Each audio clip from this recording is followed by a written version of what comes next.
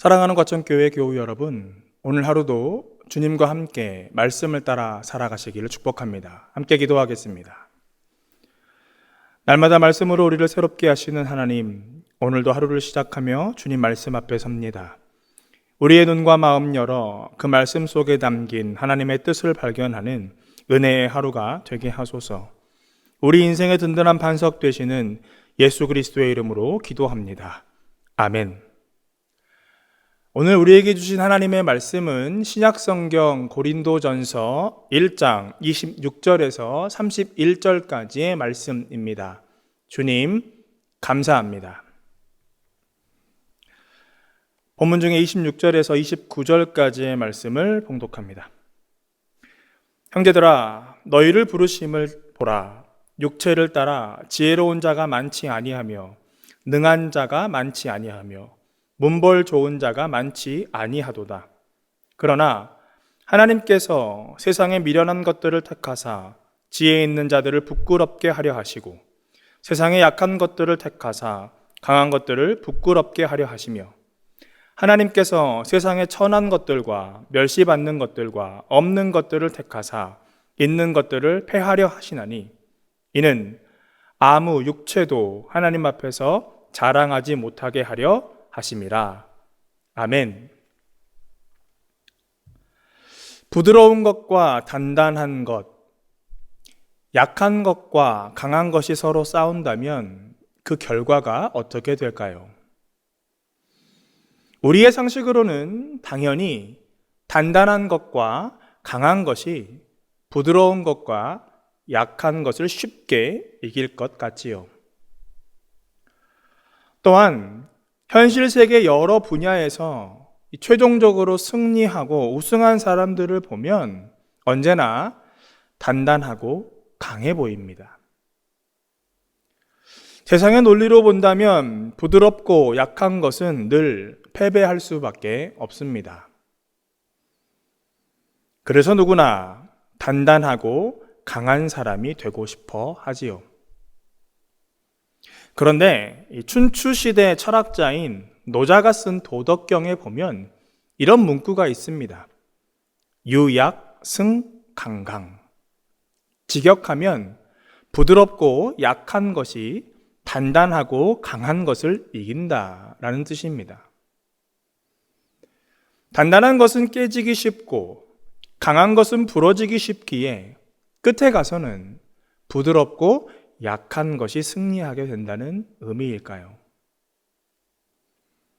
오늘 고린도전서 1장 26절 이하의 본문에도 이 유약, 승, 강강과 같은 내용이 기록되어 있습니다. 미련한 자, 약한 자, 그리고 없는 자가 지혜로운 자, 능한 자, 문벌 좋은 자를 이긴다. 사도 바울은 고린도 교회의 성도들의 출신 성분이나 사회적 지위가 그리 높지 않다 말하고 있습니다. 본문 26절을 메시지 성경으로 보겠습니다. 친구 여러분, 여러분이 이 그리스도인의 삶으로 부름받았을 때 여러분의 모습이 어떠했는지 잘 떠올려 보십시오. 나는 여러분 가운데서 가장 영리하고 뛰어난 사람, 상당한 영향력을 가진 사람, 상류층 집안 출신을 그다지 많이 보지 못했습니다. 바울이 고린도 지역을 방문하여 신앙 공동체, 교회를 세울 때 함께 했던 사람들은 출신 성분이나 사회적 지위가 높은 사람은 없었습니다. 대부분 낮은 지위, 소위 하류 인생 사는 사람들이었습니다. 헬라어 원문에 기록된 카타사르카는 직역하면 개역개정 성경이 번역한 대로 육체를 따라라는 뜻입니다. 문맥상 세상의 기준이라고 해석할 수 있습니다. 세상의 기준으로 보면 똑똑한 사람, 능력 있는 사람, 신분이 높은 사람이 언제나 존중받고 존경까지 받지요. 그래서 우리는 그런 사람들과 가까이 지내려 애를 씁니다.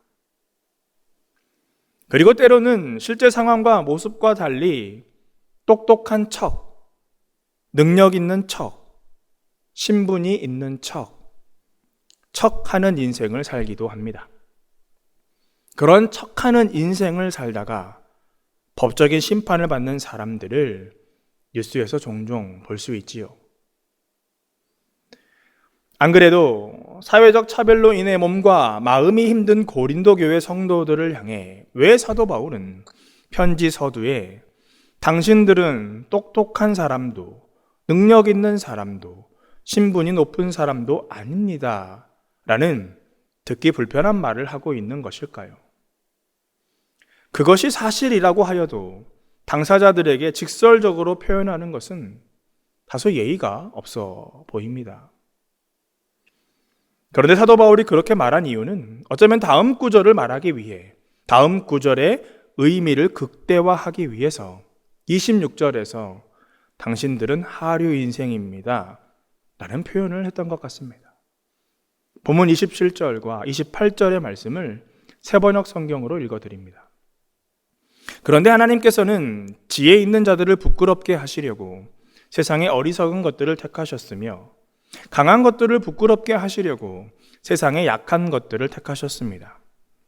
하나님께서는 세상에서 비천한 것들과 멸시받는 것들을 택하셨으니 곧 잘났다고 하는 것들을 없애시려고 아무것도 아닌 것들을 택하셨습니다.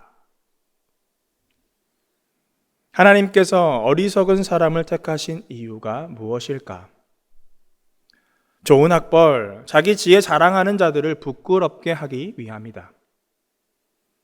사람의 지혜가 아무리 크다 한들 창조주 하나님의 지혜보다 크겠습니까?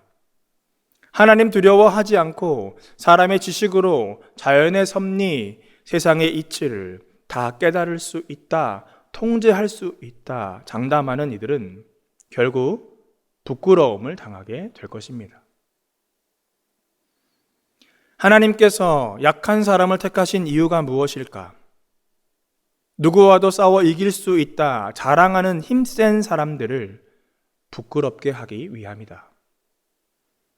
천하를 영원히 지배할 것 같았던 로마의 황제도, 몽골의 징기스칸도, 프랑스의 나폴레옹도 결국 모두 전쟁에서 패배했습니다. 인간의 힘은 영원하지 않습니다. 강한 것들은 결국 부러지게 됩니다. 이 내용은 사도 바울이 이미 1장 25절에 기록하고 있는 내용입니다.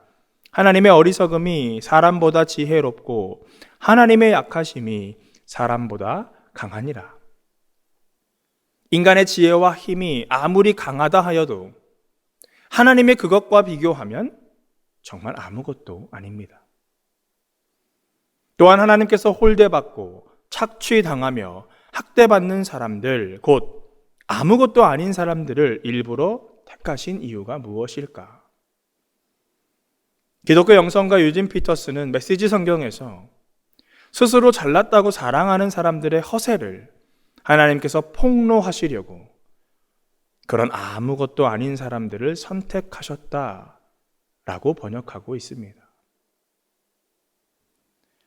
사도 바울은 반전을 통해 하나님 나라 기준과 세상의 기준이 전혀 다르다 역설하고 있는 것입니다. 로마와 헬라의 사회 문화적 기준을 예수 그리스도 하나님 나라 복음으로 완전히 전복시키고 있는 것입니다. 그러므로 인간은 하나님 앞에서 겸손해야 한다. 사도 바울 말씀합니다. 본문 29절입니다.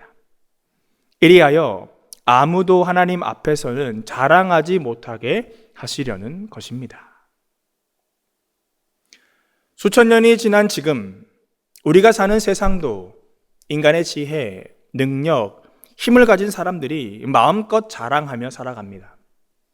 상대적으로 그런 것들이 없는 사람들을 무시하며 멸시하지요. 그래서 우리 시대에도 이 사도 바울의 가르침이 꼭 필요합니다. 하나님의 어리석음이 사람보다 지혜롭고 하나님의 약하심이 사람보다 강하니라. 하나님 앞에서 그 누구도 자랑하지 말라. 겸손하라. 자랑하고 싶거든 주 안에서 자랑하라. 사랑하는 과천교회 교우 여러분, 세상의 기준에 따라 우리의 삶 비교해 보면 잘난 사람, 못난 사람이 확연히 구분됩니다. 인간 사회가 상류 인생과 하류 인생으로 나눠집니다. 그러나 오늘 말씀을 통해 살펴본 것처럼 하나님 앞에서는, 하나님 나라 기준에서는 인간의 지혜, 능력, 힘이 아무것도 아님을 알 수 있습니다. 오히려 하나님의 지혜, 능력, 힘을 의지한 사람들이 자신이 가진 것보다 훨씬 더 큰 영향력을 발휘할 수 있게 되지요. 혹시 일상 가운데 내가 가진 것을 남들에게 자랑하며 사는 것을 즐겨 하십니까? 혹시 많이 갖지 못한 이들을 무시하거나 하대하시지는 않습니까? 우리는 사도 바울의 가르침을 늘 명심해야 할 것입니다. 자랑하지 말라. 오직 주 안에서 자랑하라. 새로운 하루, 약할 때 강함 되시는 주님 바라보며 나의 힘과 능력이 아니라 하나님의 지혜, 구원의 능력 의지하며 살아가는 저와 여러분 모두 될 수 있기를 주님의 이름으로 축복합니다. 함께 기도하겠습니다. 주님, 인간의 지혜와 능력, 힘을 자랑하려고 했던 저희의 어리석음을 불쌍히 여겨 주옵소서. 어리석은 자, 약한 자, 없는 자들을 선택하시어 지혜로운 자, 강한 자, 많이 가진 자들을 부끄럽게 만드시는 그 하나님 질서를 따라 살아가는 우리 되게 하옵소서. 복을 빕니다. 구세주 예수님 은혜 주심과 창조주 하나님 사랑하심과 보혜사 성령님 이끄심, 돌보심, 역사하심이 세상의 것 자랑하지 않고 하나님 신뢰하며 살아가기를 소망하는 사랑하는 과천교회 공동체와 하나님 나라 백성들 가운데 이제부터 영원까지 함께 하시기를 간절히 축원하옵나이다. 아멘.